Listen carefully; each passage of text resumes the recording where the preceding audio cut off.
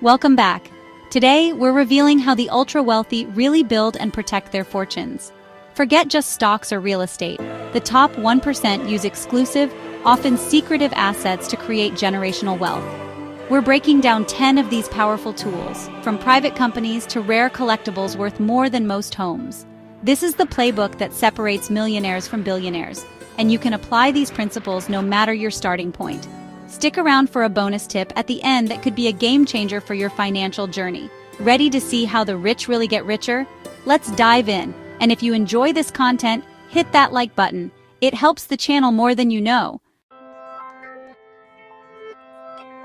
First up, private equity. Unlike buying Apple or Tesla stock, private equity means investing in companies before they go public, or even buying entire companies to take them private. The ultra-wealthy get access to these deals because the minimum investment is often hundreds of thousands or even millions.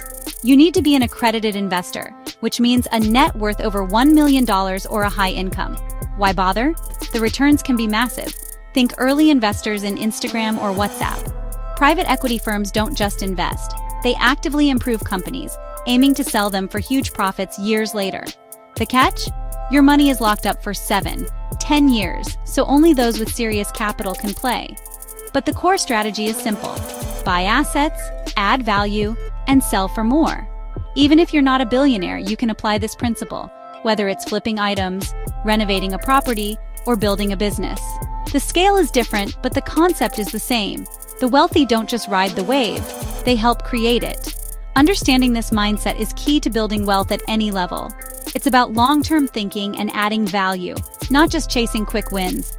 Let's move to the next secret weapon: transition. Next, let's talk hedge funds. Hedge funds use complex strategies like leverage and short selling to make money whether markets go up or down. Entry is exclusive. You need millions and must be an accredited investor. The top funds charge high fees, but the wealthy pay for access to elite managers and uncorrelated returns. Hedge funds employ brilliant minds and advanced algorithms to minimize risk and maximize gains. When markets crash, some hedge funds profit, like John Paulson did in 2008. The lesson? The rich don't just bet on markets rising, they hedge and diversify. You can apply this by diversifying your own investments across different asset classes. Risk management is the real secret weapon. Let's see how the rich bet on the next big thing.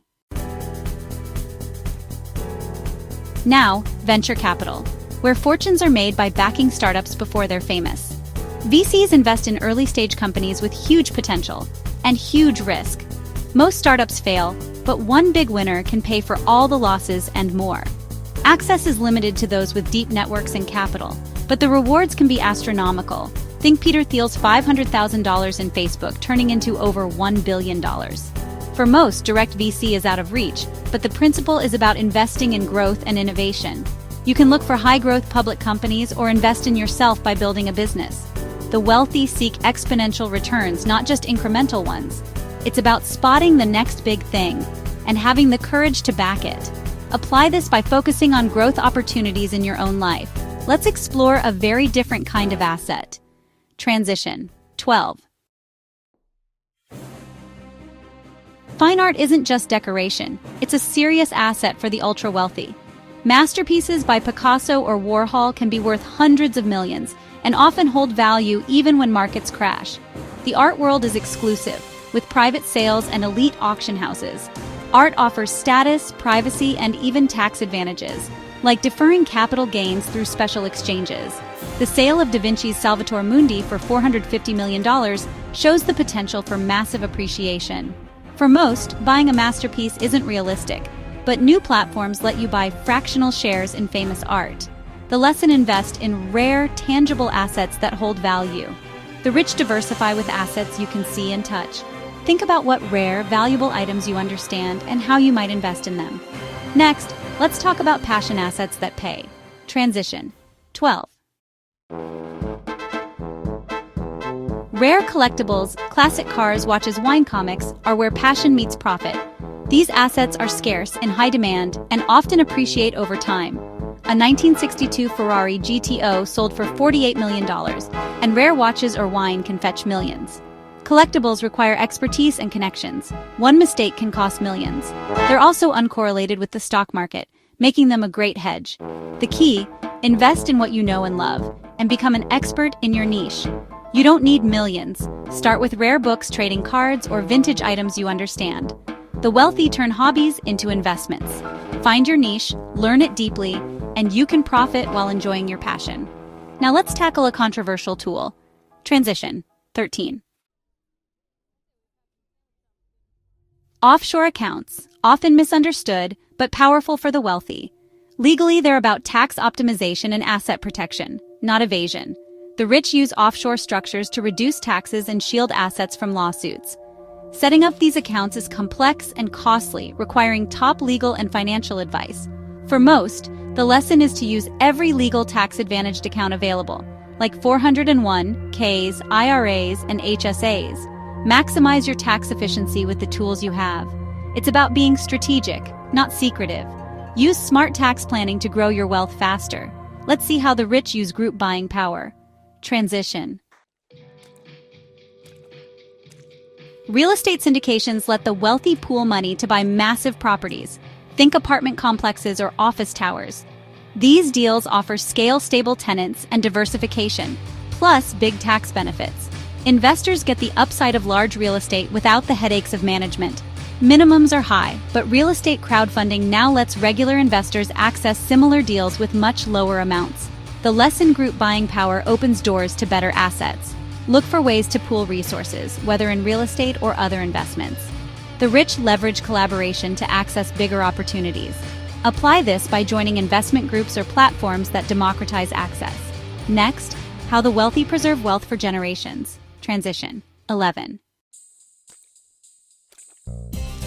Trust funds are the backbone of generational wealth. A trust is a legal entity that holds assets for beneficiaries, managed by a trustee under specific rules. Trusts avoid probate, offer privacy, and let the wealthy control how and when heirs receive money. They can protect assets from creditors and minimize estate taxes. While complex trusts require legal help, everyone should have a basic estate plan or living trust. The lesson: plan ahead to protect your assets and your family's future. Estate planning isn't just for the rich, it's smart for anyone with assets. Take control of your legacy now. Now let's see how the rich become the bank. Transition. Private debt, where the wealthy lend money directly to businesses, cutting out the bank. They earn higher interest rates and often secure loans with company assets for protection. Private debt offers steady income and is less risky than equity if structured well. Entry is exclusive, but the principle is powerful. Be a lender, not just a borrower. You can apply this by investing in bonds or exploring peer-to-peer lending platforms. The rich earn by providing capital, not just using it. Think about how you can generate income by lending, even on a small scale. Finally, let's look at the ultimate financial structure. Transition 10. The family office, a private company managing every aspect of a wealthy family's finances. With a team of experts, they handle investments, taxes, estate planning, and even education for future generations. The goal: preserve and grow wealth for decades. Setting up a family office is expensive, but the lesson is universal. Be the CEO of your own finances. Track your net worth, have a plan, minimize taxes, and think long-term. You don't need millions to take a professional approach to your money. Treat your finances like a business, because your future depends on it. The tools are more accessible than ever. Let's wrap up with your path to real wealth. Transition.